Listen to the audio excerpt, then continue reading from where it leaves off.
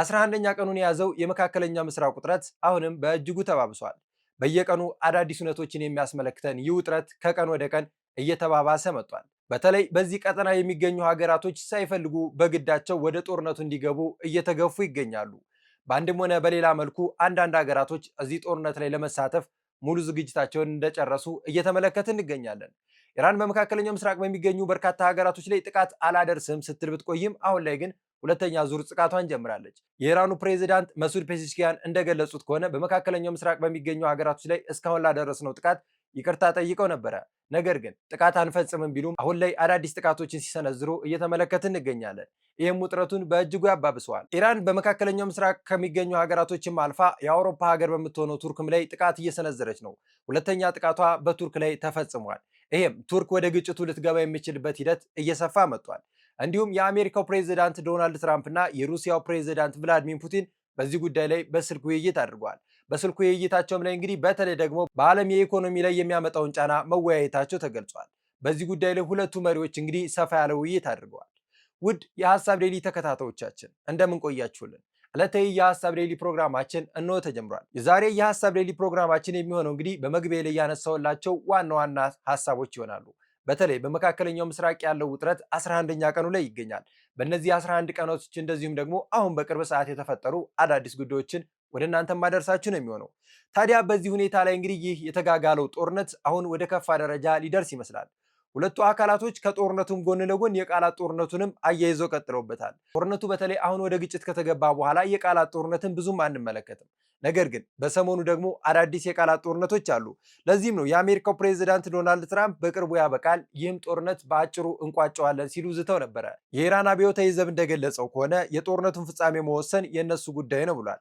ይህም ሀሳብ ግን የማይረባና ተራ ነው ሲል የኢራን አብዮታዊ ዘብ የአሜሪካው ፕሬዝዳንት ዶናልድ ትራምፕን ሐሳብ አጣጥለውባቸዋል። ይህ ማለት በሁለቱ ኃይሎች መካከል ግጭቱ ሊቀጥል የሚችልበት ሁኔታም እንዳለ ያመላክታል። በተለይ ዶናልድ ትራምፕ ይህ ግጭት በአጭር ቀን ይቆማል ሊበሉ እንጂ ግጭቱ መቼ እንደሚያቆም እርግጠኛ አይደሉም። በዚህ ሳምንት እንደሚያቆም እርግጠኛ አይደለሁም ያሉ ዶናልድ ትራምፕ ግጭቱ በቀጣይ ቀናቶች የሚቀጥል ነው የሚሆነው።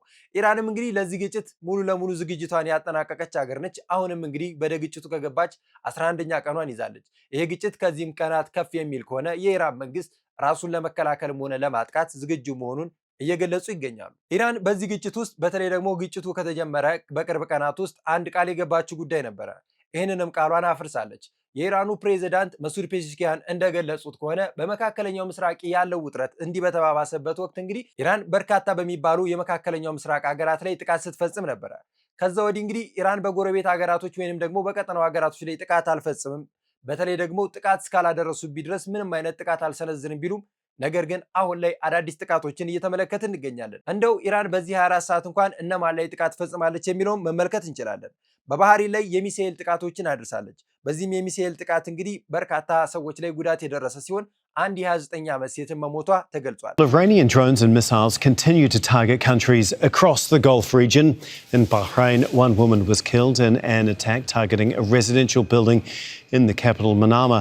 The Ministry of Interior says 8 others were injured. ኢራን ሌላ ጥቃት የፈጸመችው በኪዩት ላይ ነው። ኪዩት ላይ በፈጸመችው በርካታ የድሮን ጥቃቶች የኪዩት መንግስት ማክሸፉን ገልጿል። በ6 ድሮኖችና ሌሎች ባሊስቲክ ሚሳኤሎች ጥቃት ተፈጽመውብኛል ያለ የኪዩት መንግስት እነዚህን ጥቃቶችንም ማክሸፉን ገልጿል። የተባበሩት አረብ ኤሚሬት ላይ ኢራን ጥቃት ፈጽማለች፣ በርካታ ሚሳኤሎችንና ድሮኖችንም ማክሸፉን የሀገሪቱ መከላከያ ሚኒስቴር እየገለጸ ይገኛል። ሌላው በኳታር ላይ ነው። ኳታርም 17 ባሊስቲክ ሚሳኤል እንደዚሁም ደግሞ 7 ድሮንን ማክሸፉን ገልጿል። ይሄም ምላችሁ እንግዲህ በ24 ሰዓት ውስጥ ኢራን በመካከለኛው ምስራቅ ባሉ ሀገራት ላይ የፈጸመችው ጥቃት ነው። Of the scale of these attacks across the region in the past 24 hours. In Kuwait, for example, we're hearing that the National Guard has intercepted 6 drones heading towards the country. And we're also hearing from the United Arab Emirates that their defense systems are dealing with a large number of missiles and drones coming from the Islamic Republic of Iran. In Qatar, for example, in the past 24 hours, we're hearing that 17 ballistic missiles and 7 drones were intercepted and destroyed. ከዚህም ጋር በተያያዘ እንግዲህ ኢራን በተለይ ደግሞ የአሜሪካ የጦር ሰፈሮች ይገኝባቸዋለች ያለችውን የመካከለኛው ምስራቅ ሀገራት ላይ ጥቃት እየሰነዘረች ትገኛለች። ነገር ግን ጥቃቱ በሁለት ኃይሎች መካከል እንዳለ ሆኖ በእነዚህ ሀገራቶች ላይ የሚሰነዘረው ጥቃት ግጭቱን ወደ ከፋ ደረጃ የሚያስገባበት ሁኔታ እንደሆነ እየተመለከትን እንገኛለን። ታዲያ በዚህ 24 ሰዓትም ውስጥ እንግዲህ ኢራን በርካታ የሚባሉ ሚሳኤሎችን ወደ እስራኤል ቴልአቪቭ እና ሌሎች ትልልቅ ከተሞቿ እየላከች ትገኛለች። እስራኤልም እነዚህ የተላኩባትን ባሊስቲክ ሚሳኤሎችና ድሮኖችን ለማክሸፍ የምትችለውን ያህል የሞከረች ነው። ነገር ግን እስካሁን ባሉት መረጃ መሰረት ምን ያህል ጉዳት እንደደረሱ የተገለጹ መረጃዎች የሉም። Iran's attack on central Israel has killed one man and injured several others. The man was killed in Yehud, taking total Israeli toll due to Iranian attacks to 11 since the beginning of the war on the 28th of February. Intensity of Iranian attacks on Israel has seen a sharp fall in recent days. Ballistic missile launches from the Iranian side has come down to 10 to 20 from a high of 90 missiles on day one. እስራኤልም ጥቃት እያደረሰች ነው። በኢራን ዋና ከተማ ቴሄራንና ሌሎች አካባቢዎች ላይ በርካታ የሚባሉ የሚሳኤል ጥቃቶች እየደረሱ ይገኛሉ። በእነዚህም እንግዲህ በርካታ ውድመቶችን እየተመለከትን ነው። 11ኛ ቀኑ ላይ የሚገኙ የመካከለኛው ምስራቅ ውጥረት አሁንም በእጅጉ ተባብሷል። That's right. Just a couple of hours ago we witnessed one of the most intensive strikes on the capital Tehran in all directions, to the extent that we couldn't really know whether it is west, south or east, but we know that the windows of our office were shaken a little bit here during some of those strikes. We understand that Tehran, not only Tehran has been hit this day and tonight, but also Karaj. That's to the west of Tehran, and we understand that the bombardment there caused a disruption in power supplies to the south of the city, Isfahan. እነዚህ ጥቃቶች በዋነኝነት የሚያነጣጥሩት የኃይል ማከማቻዎች ላይ ናቸው። በተለይ የመካከለኛው ምስራቅ በነዳጅ ሀብቱ የበለጸገ እንደመሆኑ አንፃር ነዳጅ ሀብት ላይ የሚደርሰው ጥቃት ከጊዜ ወደ ጊዜ እየተባባሰ መጥቷል። እነዚህም በዓለም ከፍተኛ ሀያላን የሚባሉ ነዳጅ አምራች ሀገራቶች የመካከለኛው ምስራቅ ሀገራቶች ናቸው። በዚህም በነዳጅ ማከማቻዎች ላይ የሚደርስ ጥቃት ይህ የዓለም ኢኮኖሚን በእጅጉ እንደሚጎዳው እየተገለጸ ይገኛል። But also what we are seeing that these attacks are particularly focused on energy infrastructure. For example, in Bahrain, we're seeing that Babka oil refinery was hit by a drone. And the company operating that field said that essentially they had to declare something that's called force majeure.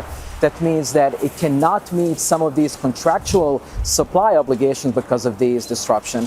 In Saudi Arabia, we also see that a large number of drones targeting the Shaiba oil field. ኢራን ሌላ ሁለተኛ ጥቃት በቱርክ ላይ ፈጽማለች። ይሄ በተለይ በመካከለኛው ምስራቅ ያለው ውጥረት ወደ ሌላም የሚያሸጋግርበት ሁኔታ እንመለከታለን። በተለይ ቱርክና ኔቶ ያላቸውን ጥምረት በእጅጉ መመልከት እንችላለን። ትናንትና ኢራን ሁለት የሚሆኑ ባሊስቲክ ሚሳኤሎችን ወደ ቱርክ ተኩሳለች። ይህንን የሚያከሸፈው ኔቶ ነው። ይህ የኢራን ጥቃት እንግዲህ ጉዳት ያደርስ እንጂ በቱርክና በኔቶ ላይ ትልቅ ቁጣን የፈጠረ ሁኔታን መመልከት እንችላለን። በተለይ በመጀመሪያው ጥቃት ቱርክ መግለጫ ወጣ ነበር። በመግለጫዋም እነዚህ አይነት ጥቃቶች አንዴ ሊታለፉ ይችላሉ፣ የሚደጋገሙ ከሆነ ግን አጸፋዊ ምላሽ ለመስጠት እንገደዳለን ሲሉ የቱርክ የውጭ ጉዳይ ሚኒስትር ሲገልጹ ነበር። በእነዚህ ሂደቶች ላይ እንግዲህ በቀጣይ ቀናቶች በተለይ በቱርክና በኢራን መካከል ያለው ወዳጅነት የሚሻክርና አዲስ ግጭት የሚፈጠርበት ሁኔታን የምንመለከትበት ይሆናል። Well, Turkey says NATO defenses have shot down a second ballistic missile fired from Iran. Fragments of the weapon fell near a construction site in the south. No injuries or damage have been reported. NATO has confirmed the incident and said it's ready to defend member states against any threat. Turkey has been mostly unaffected by Iranian strikes, despite U.S. troops being stationed at several of its bases. በተለይ ቱርክ ለኔቶ በጣም ከፍተኛና ወሳኝ አስፈላጊ የምትባል ኃይል መሆኗን እናውቃለን። ታዲያ ቱርክ ተነካች ማለት ኔቶ ተነካ ማለት ነው። ኔቶ የሚነካ ከሆነ መላው የአውሮፓ ሀገራቶች ወደዚህ ግጭት የሚገቡበትን ሁኔታ ልንመለከት እንችላለን። ይሄ ማለት ታዲያ የመካከለኛው ምስራቅ ውጥረት ወደ አውሮፓም ብሎም ወደ ዓለም የሚሻገርበትን አዳዲስ ሁኔታዎችን የምንመለከትበት ነው። You're absolutely right. In the Turkish ministry statement, they said all means will be used decisively to protect Turkish territory. Now, Turkey does have NATO's second largest army. It has a large air force as well as major drone forces as well. But having said that, Ankara will be wary of wanting to get embroiled in any military conflict with Iran. ሌላው ዶናልድ ትራምፕ ለኢራን ማስጠንቀቂያቸውን ሰጥተዋል። በትሩ ሶሻል ሚዲያቸው ላይ ባስተላለፉት መልእክት እንግዲህ አሜሪካ በተለይ ደግሞ በኢራን ላይ ከፍተኛ አጸፋዊ ምላሽ ልትሰጥ ትችላለች ብለዋል። አሜሪካ ምኗ ተጎድቶ ነው አጸፋዊ ምላሽ የምንሰጠው ብለን ስንመለከት የሆርሙዝ ሰርጥ ነው። ዶናልድ ትራምፕ እንዳሉት ከሆነ ኢራን በሆርሙዝ ባህር ውስጥ የነዳጅ ፍሰትን የሚዘጋ ማንኛውም ነገር ካደረገች ከዚህ የከፋ ጉዳት ይደርስባታል፣ እንዲሁም ኢራን እንደ ሀገር ለመርሳት የምንገደድበት ሁኔታ ይኖራል ብለዋል። ዶናልድ ትራምፕም ይህንን ሀሳብ ያነሱት እንግዲህ በተለይ የሆርሙዝ ሰርጥ መዘጋቱ የዓለም የነዳጅ ዋጋ ላይ ትልቅ ጭማሪ አሳይቷል። የሆርሙዝ ሰርጥ እንቅስቃሴ የዓለም ኢኮኖሚ ላይ አዳፋው ከባድ ስለሆነ ዶናልድ ትራምፕም በተለይ ደግሞ አሜሪካ የዚህ አዳፋ ቀማሽ ነች። ታዲያ በዚህ ግጭት ምክንያት ዶናልድ ትራምፕ ለኢራን የሆርሙዝ ሰርጥን የምትዘጋ ከሆነ ብለው ማስጠንቀቂያ ሰጥተዋል። ነገር ግን የሆርሙዝ ሰርጥ ከተዘጋ ቆይቷል። ታዲያ የሆርሙዝ ሰርጥ ከተዘጋ ይህ ማስጠንቀቂያ ለምን አስፈለገ የሚለው ትልቅ ጉዳይ ነው። በዚህ አካባቢ ላይ አንዳንድ መርከቦች እየተንቀሳቀሱ ይገኛሉ። በተለይ የኢራን ወዳጅ ሀገራት የሚባሉ መርከቦች በዚህ ቦታ ላይ ሲንቀሳቀሱ፣ ሌሎች ላይ ግን ኢራን ጥቃት እፈጽማለሁ ብላ ማስፈራሪዋን ቀጥላለች። ይሄ ማለት አሜሪካ ይሄ ሰርጥ እንደዚህ ተዘግቶ የሚቆይ ከሆነ ጥቃቱም ከዚህ የከፋ ሊሆን ይችላል የሚል አዲስ ስጋቷን ገልጻለች። በዚህ በኩል እንግዲህ የኢራን መንግስት እስካሁን ምንም ያለው ነገር የለም። በተለይ ደግሞ የሆርሙዝ ሰርጥን ከዘጋ በኋላ በዚህ አካባቢ ላይ የሚንቀሳቀሱ መርከቦችን ጥቃት አደርሳለሁ የሚለውን ዛቻ ከሰጠ በኋላ በርካታ መርከቦች ወደ ሆርሙዝ ሰርጥ ሳይጠጉ በተለያዩ አካባቢዎች ላይ ቆመው ይገኛሉ። በዓለም የነዳጅ ዋጋም ላይ ከፍተኛ ጭማሪ እየተመለከት እንገኛለን። ይህ ሁላ ሁኔታ ባለበት ሁኔታ ዶናልድ ትራምፕ አንድ አወዛጋቢ ሀሳብ ይዘው ብቅ ብለዋል። ዶናልድ ትራምፕ ይህንን ግጭት ያነሳ ነው ኢራን በአሜሪካ ላይ ጥቃት ለመፈጸም እያሰበች ባለችበት ወቅት የአንድ ሳምንት ዕድሜ ባንቀድማት ኢራን በአሜሪካ ላይ ጥቃት ልትፈጽም ዝግጅቷን ጨርሳ ነበር ሲሉ ገልጸዋል። ትራምፕም ጦርነቱ የጀመረው ኢራን በአሜሪካ ላይ ጥቃት ለመፈጸም እየተዘጋጀች በነበረችበት ወቅት ነው ብለዋል። ኢራን አሜሪካን ለማጥቃት የቀራት የሳምንት ዕድሜ ብቻ ነበረ፣ በዚህም አሜሪካ ጥቃትን እንድትፈጽም ተገዳለች ሲሉ ገልጸዋል። ይህንን ጥቃት እንደምናስታውሰው እንግዲህ እስራኤል ጀመረችው፣ አሜሪካም ከእስራኤል ጎን በመቆም ጥቃቱን እየቀጠለች ይገኛለች። ነገር ግን ዶናልድ ትራምፕ ያነሱት ሀሳብ ኢራን በአሜሪካ ላይ ልታነሳው ባሰበችው ጥቃት እንጂ እኛ በሰው ግጭት ተገፍተን አልገባንም ሲሉ ገልጸዋል። ይሄ ማለት የመካከለኛው ምስራቅ ውጥረት በእጅጉ በተባባሰበት ሁኔታ ኢራን እንዴት አሜሪካ ላይ ጥቃት ልትፈጽም አሰበች የሚለው ትልቅ ጥያቄ ነው። ኢራን ጥቃት ልትፈጽም የምትችለው በቀጠናው በሚገኙ የአሜሪካ የጦር ሰፈሮችና በአሜሪካ ኤምባሲዎች ላይ ነው። ይህንንም ጥቃት ስትሰነዝር ተመልክተናቸዋል። እነዚህ ሁኔታዎች የሚያሳዩት እንግዲህ ኢራን በተለይ በቅርብ ቀናቶች እያሰበች የነበረውን ግጭት እኔ ቀድሜ ግጭቱን ከፍቼዋለሁ የሚሉ ዶናልድ ትራምፕ የመካከለኛው ምስራቅ ውጥረት እኛ ባንገባበት ከዚህም ሊከፋ ይችላል ብለው ነበር። ምክንያቱም በአካባቢው የሚገኙ የአሜሪካ የጦር ሰፈሮች ላይ ኢራን ጥቃት ብታደርስ ውድመቱ የከፋ ሊሆን ይችል ነበረ ሲሉ ዶናልድ ትራምፕ ገልጸዋል። ሌላኛው የአሜሪካው ፕሬዚዳንት ዶናልድ ትራምፕ እና የሩሲያው ፕሬዚዳንት ቭላዲሚር ፑቲን እንግዲህ በዚህ ጉዳይ ላይ የስልክ ውይይት አድርገዋል። በዚህም የስልክ ውይይት ቭላዲሚር ፑቲን በግጭቱ መካከል ያለው ሁኔታ በእጅጉ እንዳይባባስ የሰላም ስምምነቶች እንዲመጡ ጥሪ ማቅረባቸው ተገልጿል። በዚህም ጦርነቱ አፋጣኝ እልባት እንዲያገኝ ሀሳባቸውን አካፍለዋል ሲሉ የክሬምሊን የውጭ ጉዳይ ፖሊሲ ረዳት የሆኑት ዮራ ለጋዜጠኞች በሰጡት መግለጫ ላይ ገልጿል። Russian President Vladimir Putin has proposed a quick settlement to the conflict around Iran during a telephone conversation with US President Donald Trump. The Kremlin described the conversation between two leaders, their first since December, as frank and constructive, briefing reporters. Kremlin Foreign Policy aide Yuri Ushakov said Putin called for a quick political and diplomatic settlement to the US-Israeli war against Iran, a key Russian ally. ዶናልድ ትራምፕ እና ቭላዲሚር ፑቲን ያደረጉትን የስልክ ውይይት ራሳቸው ዶናልድ ትራምፕ እንግዲህ ጥሩ የስልክ ውይይት አድርገናል ሲሉ ገልጸዋል። በዚህም የስልክ ውይይት በመካከለኛው ምስራቅ ያለውንና እንዲሁም በራሽያ ዩክሬን ባለው ግጭት ምክንያት በሰፊው ተወያይተናል ሲሉ ትራምፕ ገልጸዋል። በመካከለኛው ምስራቅ ያለውን ጉዳዮች በሰፊ የተወያየንባቸው ሲሆን በተለይ ደግሞ በዓለም ኢኮኖሚ ላይ በሚያመጣው ጫና ላይ ሰፊ ውይይት አድርገናል ሲሉ ትራምፕ ገልጸዋል። You tell us more about your call with Russian President Vladimir Putin today. Yes. What did you discuss? Yes, I had a very good call with President Putin. We had a lot of people on the line from our side, from his side. We were talking about Ukraine, which is just a never-ending fight. And look, there's tremendous hatred between President Putin and President Zelensky. They can't seem to get it together. But I think it was a positive call on that subject. And we obviously talked then about the Middle East. And he wants to be helpful. I said, you could be more helpful by getting the Ukraine-Russia war over with. That would be more helpful. But we had a very good talk, and he wants to be very constructive. Yeah. ትራምፕም በዚህ መግለጫቸው ላይ በመካከለኛው ምስራቅ ባለው ግጭት ኢራን የሆርሙዝ ሰርጥን በመዝጋቱ የኢኮኖሚ ጉዳት እየደረሰ ነው፣ ነገር ግን ኢራን ይህንን ውሳኔ የማትቀለብስ ከሆነ በኢራን ላይ ከፍተኛ የሚባል አጸፋዊ እርምጃ ልንወስድ እንገደዳለን ሲሉ ገልጸዋል።